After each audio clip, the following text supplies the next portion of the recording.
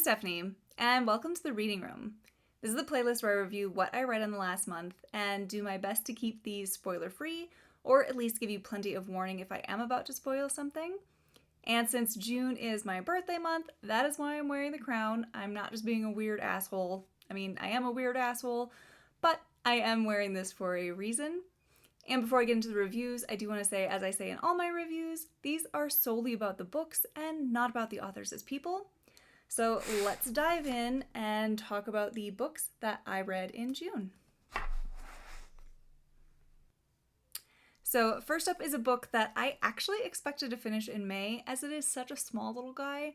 I picked this up specifically as it was only like 250 some pages, and I thought for sure I could fit this in May. Obviously that did not happen, and that is How Can I Help You by Laura Sims. So let's go ahead and see what this book promises. No one knows Margot's real name. Her colleagues and patrons at a small-town public library know only her middle-aged normalcy, congeniality, and charm. They have no reason to suspect that she is, in fact, a former nurse with a trail of premature deaths in her wake. She has turned a new page, so to speak, and the library is her sanctuary, a place to quell old urges. That is, at least until Patricia, a recent graduate and failed novelist, joins the library staff. Patricia quickly notices Margot's subtly sinister edge and watches her carefully. When a tragic incident in the library bathroom gives her a hint of Margot's mysterious past, Patricia can't resist digging deeper, even as her new fixation becomes all-consuming and sends both women hurtling toward disaster. Chilling, incisive, and darkly humorous. How Can I Help You is a propulsive work of psychological suspense that asks how far we might go to justify our most monstrous desires. So again, look at the little tiny guy. This book is short, but it honestly took me a while to read, and that's both because there's some weird, funky formatting issues going on here that drove me bonkers, and the fact that this is just really slow and repetitive. I think the biggest issue with this is Sims could have done so much more with these characters and the setting, but for some reason kept it so contained. This had all the right elements, I just don't think it fully utilized them. And seriously, these formatting issues drove me crazy. And I saw other Goodreads reviews that pointed out, so I know it's not just a weird issue with my print. I'm not sure if it was how it was actually written, or if when it was sent to print something got messed up, but it was so distracting. Normally you'll get line breaks between different characters speaking, but all the dialogue is lumped into the same paragraph, which really slowed the reading experience down, as these are conversations. So I'm like, okay, so this person said this, and okay, now this, they're continuing on. Oh no, this is someone new. This just really slowed the reading experience down. It is a small detail, but it was a distracting one, and again, it just really threw a wrench into my reading plans. I did find the character of Margot pretty fascinating, and she was so close to being like Eloise from My Darling Girls, which I really loved. As we know we shouldn't like her or trust her, but this just missed the mark. There's just something missing from her personality that doesn't make her, I want to watch her knowing she's bad. This just didn't have that same edge. We barely scratched the surface, and it does the book an injustice. I mean, really, the only things I know about Margot are that she likes baths, like scalding hot baths. She loves to take a bath every single night, and she has a shady past as a nurse. Do we get real answers as to why she is the way she is? No. We don't really delve that deep into either character's backstories, nor spend that much time on the interesting parts. We'll get a glimmer of something, but then we just focus on their day-to-day work at the library that I'm sorry, I don't care about.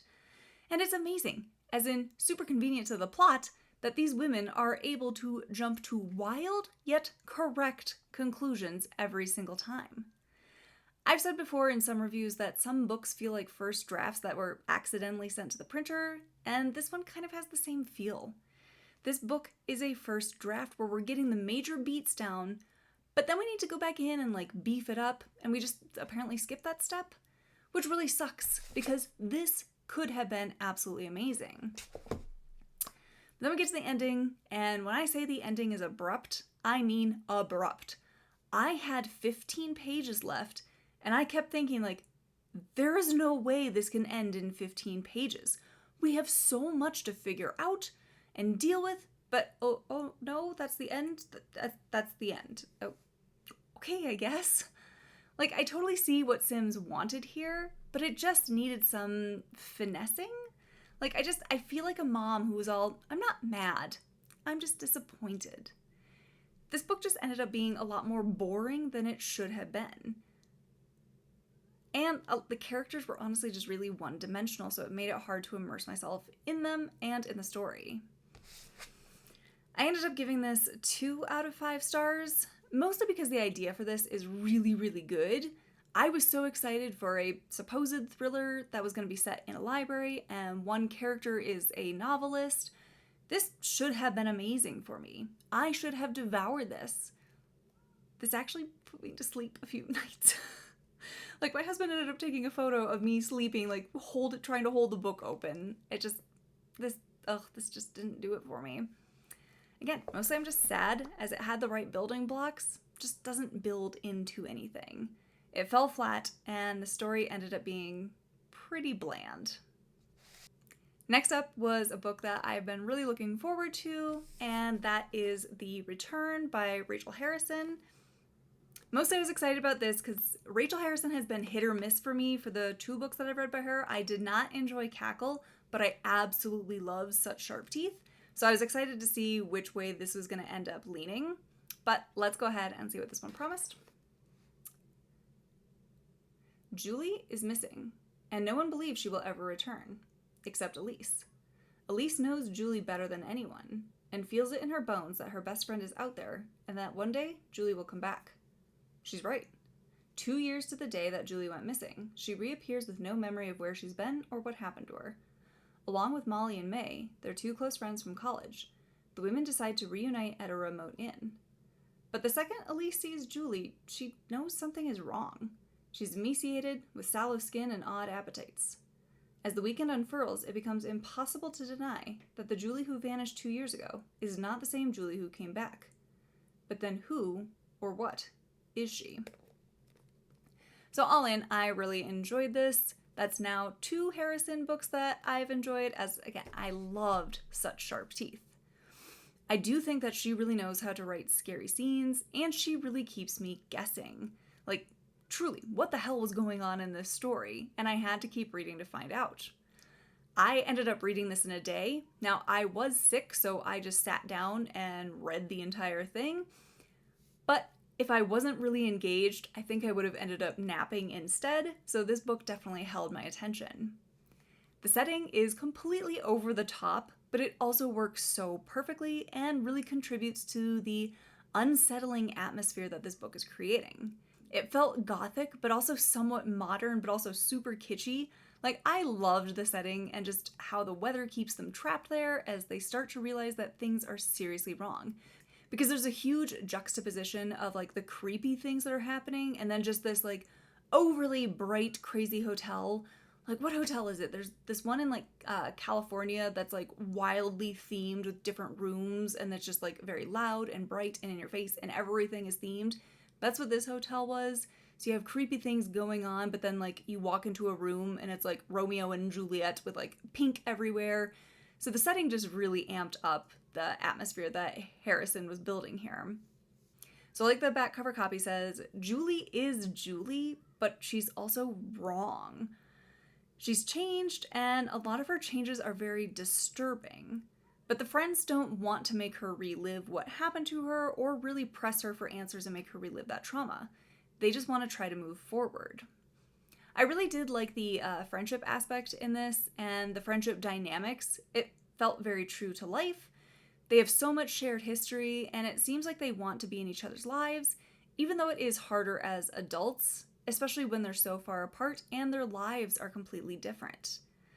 They're still somewhat stuck in their roles, even though they're not those same people that they were when they were younger. I really loved a line on page 122 that said, "You can't erase your past when there are pieces of it scattered inside other people." And I completely understand that. I still have a friendship group from high school that I absolutely love, But it is very different now that we're adults. We work, we have things going on in our lives. We're not at the exact same place anymore, but we still have that shared history that brings us together. Their friendship is very comforting, imperfect, but meaningful to each of them. I completely bought into it, even if the dialogue gets a bit childish and repetitive at times. But I am sure if I recorded my conversations with that same high school friend group that I have and played them back, I feel like I'd probably realize, like, oh, Stephanie, you say some pretty cringy things too. Or lean too heavily on, like, shared stories and inside jokes. Like, that is just what you do when you're with older friends like that. There were points that Elise kind of annoyed me. Like, I feel like she's just going in circles just to stretch out the story. And we spent a lot of time on her flaws and analyzing her mistakes, but I also felt like I wanted a few more good traits of hers explored just to bring some balance to her. I ended up giving this 4 out of 5 stars. The book kept me engaged, and even though the ending feels a bit heavy-handed with spelling out what Elise, learned, what the theme is, I really did love the creep factor of this. I loved trying to figure out what was going on, what happened to Julie, what was going to happen to Elise, Molly, and May. I loved being trapped in this eclectic hotel, and would highly recommend this read. Though I would recommend Such Sharp Teeth just a little bit more, as I liked that one a little bit more than this. I am waiting for So Thirsty to show up in a free little library or on Book Outlet so I can get my hands on that one next. So definitely an enjoyable read. Next up was a book that I've been saving for June, just because, again, it's my birthday month. I wanted to read things that I thought were going to make me very happy. So I picked the Passion Project by London Sperry. Well, let's see what this promised. Bennett Taylor should be living the best years of her life, but she's failing miserably. Emphasis on miserable. Adrift in New York City, she has no direction and no energy to find one. When Bennett is set up on a first date with Henry Adams, she drunkenly confesses that she's not ready to love again. In fact, she doesn't feel passion for anything. Not pottery, not sports, nothing. Irrepressibly adventurous, Henry offers to help Bennett uncover her passion for life. Every Saturday, they'll try a new activity. As friends, of course. Their passion project finds them sampling photography, tattooing, even rappelling off of skyscrapers. But when secrets surface, Bennett finally has to face the grief that's holding her back. With tenderness and electric banter, Passion Project is a story of finding a spark and igniting happiness. So if you're not new around here, you know that romance is not my go-to genre, but like so many hopeless romantics in these books, I keep trying. I keep hoping I'm going to find a romance that I absolutely adore, and this one was kind of adorable. I cracked this open one night expecting to read 20 pages and then go to bed. The next time I glanced up to check the time, I was already 100 pages in. I could not put this down, and I was flying through those first 100 pages. The smile also did not fall from my face while I was reading this. I thought it was so cute and charming and so funny and so moving. This is a book that I kind of wanted to be able to crawl inside and just live in there for a little bit instead of living in my own life. Our heroine Bennett, she is flawed and struggling, but it felt very realistic and I felt for her. And our hero Henry is hilarious and I love him. He is truly my favorite thing about this book. He is just so funny and so happy. So I've realized for romances, maybe I do like the grumpy meets sunshine combination, but I like the hero to be the sunshine and our leading lady to be the grump. And I loved that in this, we weren't conflating love with lust. They actually become friends first and get to know each other over time and like each other before realizing oh, I'm kind of attracted to them physically as well. Now, like I said, I flew through the first 100 pages, but I did notice at about 160 pages, things were slowing down a little bit, and it felt like a lot was being thrown at me. There's a lot of little hiccups happening in Bennett's life, and it's realistic to how life really is, but it wasn't as impactful as Bennett overcomes some of these hiccups quite easily, and she would often turn molehills into mountains, so it just became a little tedious because every single time, there's this new major conflict. I'm like, yeah, but is it? There's a third act conflict that sends Bennett into the deep end that just didn't really ring true for me, but it was a big deal, TM, to Bennett. But again, it's resolved 10 pages later. Like, is it really that big of a deal then? And honestly, Bennett, girl, you need to see a therapist or a doctor because things are always happening in her stomach that I was genuinely concerned for her. She's got pancakes flipping in there, popcorn popping, butterflies are trapped in there. All sorts of things are happening inside her stomach. So with a lot of these little hiccups, the best way I can describe this is it felt like that scene in Ace Ventura 2 when they're in the Jeep and Jim Carrey is just, bouncing all over the place because it's a rough ride. But then we pan out and he's on a regular road. That's kind of how this felt. There's lots of bumps and jostling, but for no reason. Instead of it being like a smooth curve of wins and losses and her learning stuff or getting a setback, it just felt like a lot of little things happening in succession. So she's just being batted around instead of okay, she's making her upward trajectory now. She faced a setback. Okay, she's going back up again. It's just lots of little punches. And it just, after a while, I was like, oh, okay, can we move on with this? We'll also say that Bennett was really pissing me off in the last few chapters. I really liked her at the beginning and I definitely sympathized with her, but she becomes very wishy-washy and truly is her own worst enemy. She takes all of her growth throughout the story and just throws it out the freaking window. Her regression was so depressing to read about because her journey up until then was really good and she was embracing life and opening herself up to new experiences and living her life. But honestly, she is just exhausting by the end, and honestly, Henry deserves better. I repeat, Henry is truly the best thing about this book, and he could do a lot better than Bennett. I'm still, at the end of the day, giving this a pretty good star rating because, again, I loved Henry. Henry carried the story, and I absolutely adore him. He is funny, he is charming, and he is impossible not to like. I did love how their friendship just blossomed naturally, and I loved reading about the adventures that they went on to find Bennett's passions. Plus, the New York City setting was absolutely lovely, and now it just makes me want to book a trip out to the Big Apple and go back for a visit. I'm going to give this 4 out of 5 stars. I loved it, Henry, and did appreciate the messages that are within this story. The themes are pretty beautiful, especially how we don't have to be perfect in order to be loved, and that there are so many forms of love in the world, and that sometimes it just takes one spark to set your soul and your life on fire, in a good way, but you have to own that. You have to at least try. For a debut, I thought this was absolutely fantastic, and I am really excited to see what Sperry comes out with next. So next up was another book that I have been saving, but this one I've been saving for forever because it's by an author that I really like, and that is These Fleeting Shadows by Kate Alice Marshall. Let's go ahead and see what this one promised.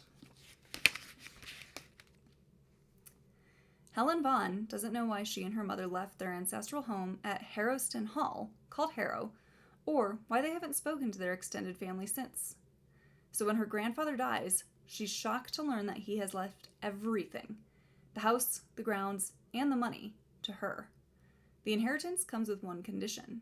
She must stay on the grounds of Hollow for 1 full year, or she'll be left with nothing. There's more at stake than money. For as long as she can remember, Harrow has haunted Helen's dreams, and now those dreams have become a waking nightmare. Helen knows that if she is going to survive the year, she needs to uncover the secrets of Harrow. Why is the house built like a labyrinth? What is digging the holes that appear in the woods each night? And why does the house itself seem to be making her sick? With each twisted revelation, Helen questions what she knows about Harrow, her family, and even herself. She no longer wonders if she wants to leave, but if she can. So right off the bat, this feels very Knives Out meets The Haunting of Hill House. Unfortunately, there's no Benoit Blanc, and not as much humor, just the dysfunctional rich family in a really eccentric house. This had all the gothic vibes. There's this undercurrent of something being seriously wrong with the home. The house has to accept Helen, not the other way around. And everyone else in the family has just accepted this fact as totally normal. Of course your house has to accept you. But then it goes from Knives Out at Hill House to Nancy Drew meets Scooby-Doo. There is a very big tonal shift from a gothic paranormal story to a YA story. I do think Helen is 17 or 18, which I did not realize when I was going into this, as YA is typically not one of my preferred genres. But honestly, the beginning didn't have that heavy YA feeling. Again, I was very shocked when it kind of shifted that direction because I was like, where is this coming from? And in a way, it's not even really Nancy Drew, as our main character Helen isn't doing that much to understand the mystery of the house. Others have to give her the answers or do the investigative work. So it's just annoying having this main character who not only has agency, but tons of time on her hand, basically be like, well, I can't figure this out, and have everyone else do it for her. Girl, what else are you doing? At times, this book is creepy and unsettling, which I absolutely loved when Marshall does that. She does it very well. But unfortunately, this is also quite slow and very weirdly paced. Like, Helen has to spend a year in this house, and we just skip months at a time to summarize what she's been doing, which again is nothing. She's not searching for clues herself. But then we slow it down so Helen can talk to her crush and text her cousins. I did like the banter between Helen and her crush, Bryony, who is a girl that lives on the property, and Bryony is immune to the house's effects. But the romance also felt very insta-love, and Bryony's nickname for Helen just kind of made me roll my eyes. When she actually called her Helen, I liked their interactions and felt that the teen angst worked pretty well in their romance and felt very realistic. Now, while I love the descriptions in this book, there were some that were almost too descriptive. Like, I have no idea what was happening in the scene. I couldn't picture some things, even though they're thoroughly described. Like, I was just very confused on what I was supposed to be imagining in those scenes. And I think this is a case where this book would play out really well on screen. Like, if Netflix adapted this in a Wednesday style, it would be absolutely great, and we would get the montages of time passing and like showing her doing stuff instead of just, I've already been here 3 whole months. Cool, what have you done in that time? I also have to say the writing style left something to be desired here, and I started skimming near the end. Again, this could be because it's YA and that is not my jam. I also felt like Marshall was holding my hand a lot and spelling everything out for me. So by the time we'd get to reveals, they didn't feel that significant, as I've been following your clues. I know what you're about to reveal. I've already guessed what's happening here. Like, this book is just a lot of Helen thinking, this feels strange, or this doesn't add up, but then just drops it or thinks something banal is to blame. Like, oh, it must be because of this other thing. It couldn't actually be related to the mystery of the house. That's just silly. Like, come on, Helen. I gotta believe you have 2 brain cells. Let them connect so you can connect the dots here, please. By the time we get to the climax, again, I wasn't blown away. It was kind of more of a, sure, why not? At least this is over with.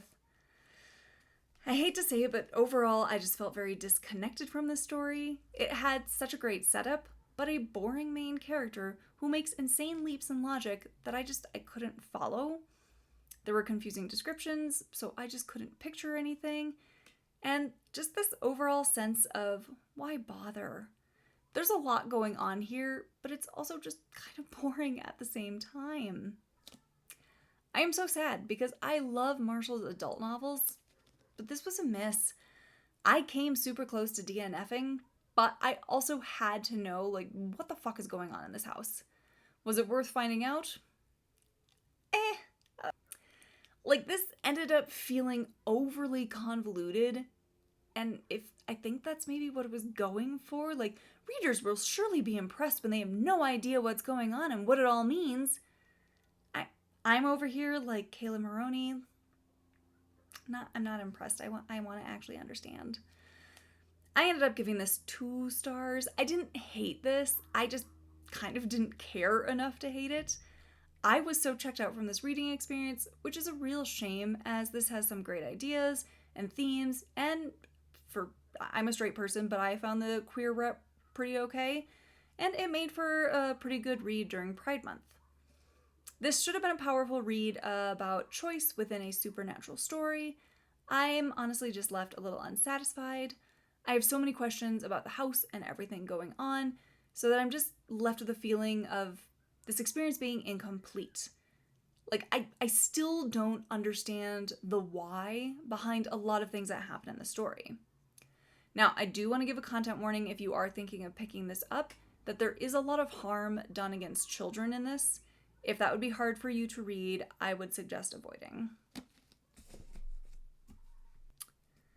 So next up, I grabbed something that was not on my June to be read pile since I was pretty disappointed with these fleeting shadows, and so I grabbed an homage to all the slasher movies of the 80s and 90s and picked up The Final Girl Support Group by Grady Hendrix. Let's go ahead and see what this promised. In horror movies, the final girl is the one who's left standing when the credits roll.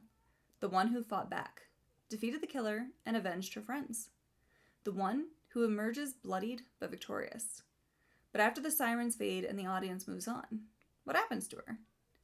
Lynette Tarkington is a real-life final girl who has survived a massacre 20 years ago, and it has defined every day of her life since.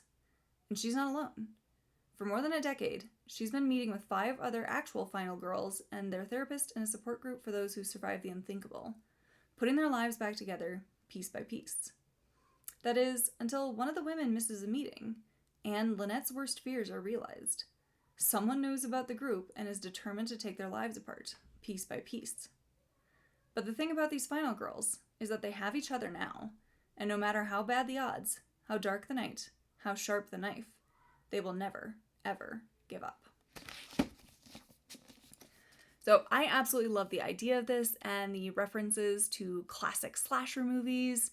It is not hiding the fact that these girls are based on final girls from media that we all know and a lot of us love, like Halloween, Scream, Nightmare on Elm Street, Friday the 13th, and so on. Like, funnily enough, I actually started reading this on Friday the 13th. Like, I expected something a bit campy, but fun, and also leaning into some good horror elements. And this did have moments of that, but it was also kind of a miss. Like, I never really felt that it nailed its themes, and some are literally spelled out on page for me, but at the last second, so these themes didn't really have time to resonate or hit correctly.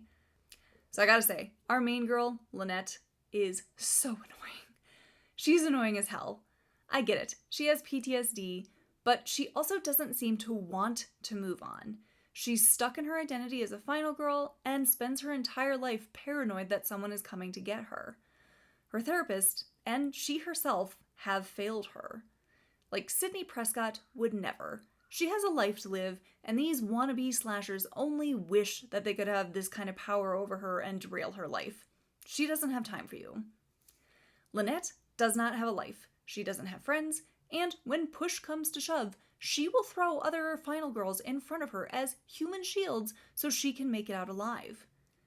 I gotta ask, am I supposed to root for her?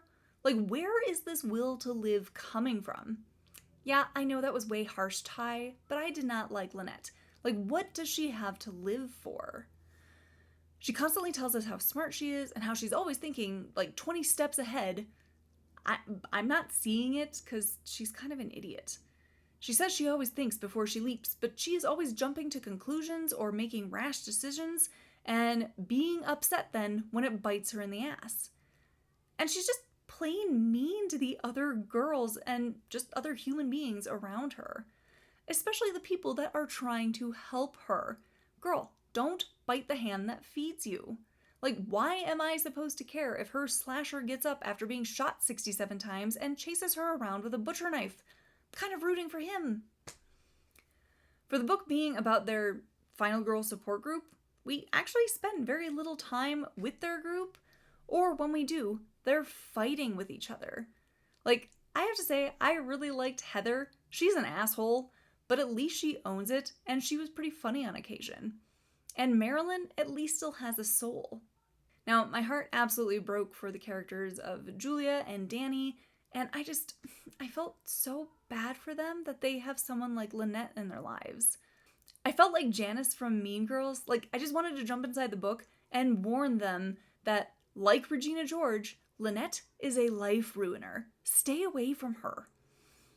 And there were so many characters in this that it did get confusing, as like we have 6 final girls, their antagonists, a therapist, a reporter, some cops, a new final girl, and other characters to keep track of throughout this. It does get very confusing. And someone missed a typo when one character was completely called by a character's different name. Like, whoopsie. There's also a scene that drove me bananas as a character is being questioned by the police. This character asks for a lawyer. I watch a lot of true crime, and weirdly, a lot of lawyers on YouTube, the law is not my profession outside of this.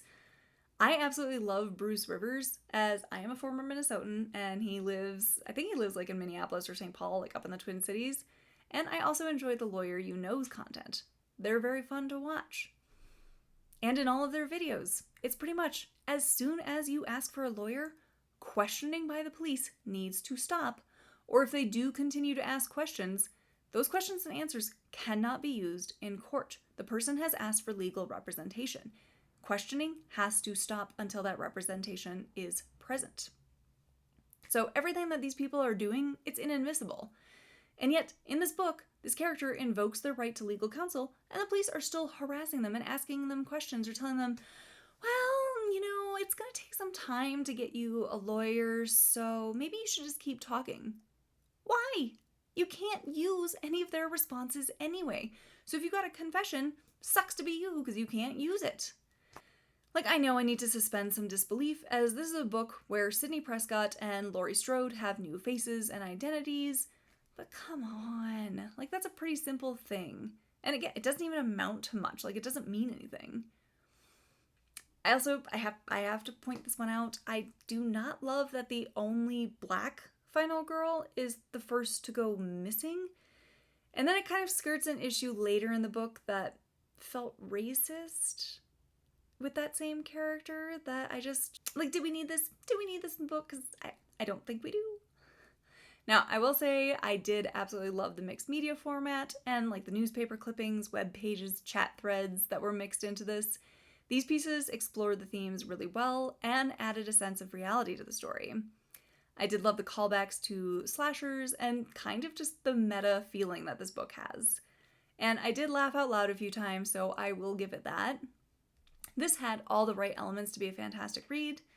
In the end, I found this to be okay. Like, I loved the premise of it, but I did have to suspend so much disbelief that it took away from the story, and I had my popcorn ready for Lynette's final scene, wondering if she was going to make it. Really hoping not. I will say, though, there are a lot of side quests in this that just kind of felt like filler that did not really impact the story or the plot and just felt like we're wasting our time. Truly, some of them could have been cut and it wouldn't have changed the trajectory of the story, nor did it really have anything to do with Lynette's arc. We actually got somewhat of a subplot in her storyline, but then it's just dropped after the dramatic, like, prairie dog moment is over with. Like, okay. Like, I'm not mad that I read this. I think I just had higher expectations, given that Final Girl movies can be so fun. There can be so much done with them, and with this setup, this is definitely not the worst I've read, but it's definitely not one that I am dying to reread again very soon. In the end, I think I'm going to give this a solid 3-star rating, because again, I enjoyed it, but I just think my expectations were maybe a little higher than they should have been for this. Okay, my last read for June was a book that I have been looking forward to and was saving for this month, given the title. That is the Bane Witch by Ava Morgyn. This is supposed to be a magical realism thriller. Sign me right up. I absolutely love witchy reads, and this had such a great premise. Practical magic meets Gone Girl in this dark, thrilling novel about a woman who is more than a witch. She's a hunter. Piers Corbin has always had an affinity for poisonous things, plants and men. From the pokeweed berries she consumed at age 5 that led to the accidental death of a stranger, to the husband whose dark proclivities had become concerning, poison has been at the heart of her story. But when she fakes her own death in an attempt to escape her volatile marriage and goes to stay with her estranged great aunt in the mountains, She realizes her predilection is more than a hunger.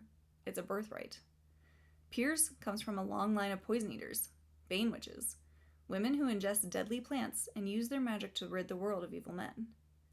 Piers sets out to earn her place in her family's gritty but distinguished legacy, all while working at her Aunt Myrtle's cafe and perpetuating a flirtation with the local, well-meaning sheriff to allay his suspicions about the body count she's leaving in her wake. But soon she catches the attention of someone else, a serial killer operating in the area. And that means only one thing. It's time to feed. So before I do get to the review, I am going to read off the trigger warnings about this book because it does deal with some very heavy topics, and that is on page, not just alluded to. So if these would be trigger warnings for you and you want to jump out of this video after that, please feel free to. So, content warning. Some of the thematic material in The Bane Witch contains depictions of blood, gore, physical and sexual assault, sexual trauma, kidnapping, violence, murder, suicide, and death.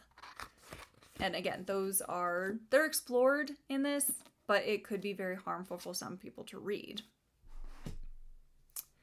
So I do love that this is called Practical Magic Meets Gone Girl, and it's apt, mostly because it kind of feels like it lifts elements straight from those and plops them into this instead. Like, I recognize the scenes from those books and movies that inspired what happens in this.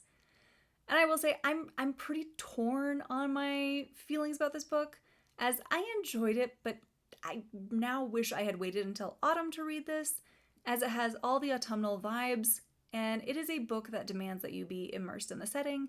It's extremely atmospheric and moody, and I do think that this would have been a much better read for the fall, when I could sit outside. It's a bit chilly in the morning, maybe it's a bit misty out over the grass, the leaves are turning and starting to fall.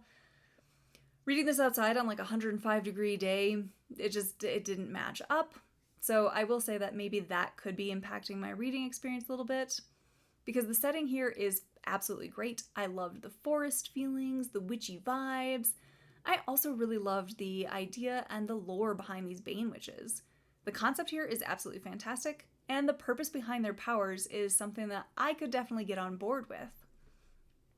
The story itself is a little slow and plodding and meandering.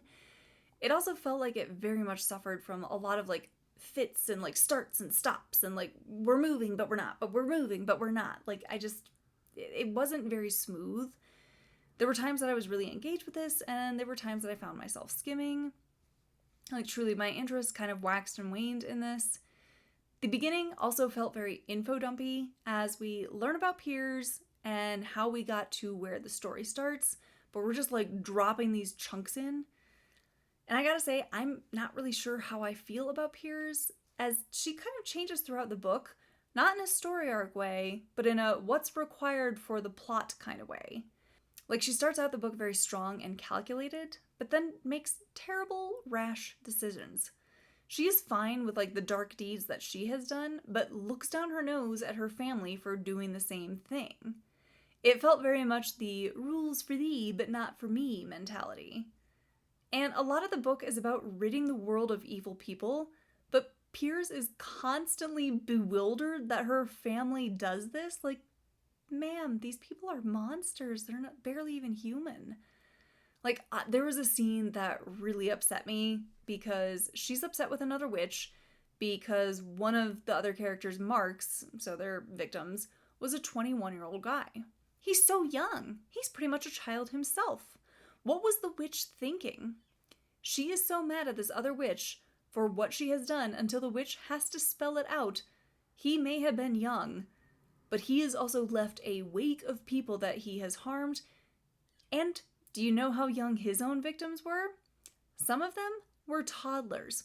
Do you really want to talk to me about how his age has anything to do with the monstrous acts he's done? Piers at least does have a working brain for a minute and realizes that, oh, you know what? Maybe, the world is better off without this guy in it. No matter how young he wasn't going to get any better. Piers just becomes such a waffler, and it's exhausting. One chapter she's embracing her destiny and her powers, but then next she doesn't want this, she just wants a normal life. But then the next chapter, it ends with her being proud that she is a witch and all this power that she has. Then the next chapter after that, she realizes, never mind, I don't want this. She just goes back and forth so much. Like, pick a lane, bitch, and start driving in it. Do you like your powers or do you want to be normal? I also didn't love how Piers is the most special of the special witches. Like, her powers manifest earlier than everyone else's. Her powers are stronger than everyone else's. And she has extra abilities that the rest of the coven doesn't have. And again, she doesn't expect for the rules to apply to her. Every witch has to abide by certain rules, but she will not, thank you very much. There's also a romance subplot in this that I don't think really fit or worked here, mostly because it's like insta-love. I have no idea what they like about each other, and Piers has left a terrible, terrible husband, and yet she's just jumping right in the sack with this guy? Like, Piers fakes her death to get away from her husband who enjoys harming her, and yet she starts up a relationship with a guy who seems to be keeping an eye on her family as they're connected to several mysterious deaths. It felt unrealistic that she would be ready to be so vulnerable with anyone, let alone someone who poses a threat to her and her family. I also have to say, this felt like the writing and dialogue got worse near the end, and it just became very tedious to read, which was unfortunate as I was already on the struggle bus with this writing style. It's very purpley and bloated, and there's just so many similes and describing things like other things. Now, the writing style will work for many other readers, but it really slowed me down. I also have to say, I did not love the use of multiple points of view in this. I get why they were used, I just don't think it was very effective, because we get the point of view of a detective, but they're so sporadic that I've forgotten about him by the time we get back to his chapters. It just really started to feel like filler and a subplot to support Piers' story arc, but it ultimately didn't end up doing that much. And then something happened in the end that infuriated me, and it barely seems to have any impact on Piers. Like, this is a major moment, and she does not seem affected by it. Her response is basically a paragraph long that is pretty dry and unemotional when I would expect her to have a more emotional reaction. But then she has to tell her new boyfriend to stay away for a bit as she is literally poisonous to him. She goes on for paragraphs and paragraphs about how much it hurts and the tears are flowing and my God, how is she gonna bear this pain of sending him away? Like, Jesus, Piers, get your priorities in order. You had no reaction to something else that should have had a reaction, and you telling your boyfriend, yo, you gotta leave the area for a week? Come on, girl. I really, really wanted to give this more than 3 stars because the concept is so cool, the setting is great, and again, I will admit that maybe I just read this at the wrong time and absolutely would have loved this in the fall with its witchy vibes. But the best I can give it is a very solid middle of the road 3-star rating. It's a great idea, the magical realism is so fun, and the themes of vengeance and women taking charge when our systems fail to protect the innocent, I thought those were really well done. And again, love the setting and atmosphere. This has so much potential, but it's just weighed down by clunky writing, has a snail's pace, and a romance that I just did not think needed to be in a story about a woman coming into her own power and identity as a witch.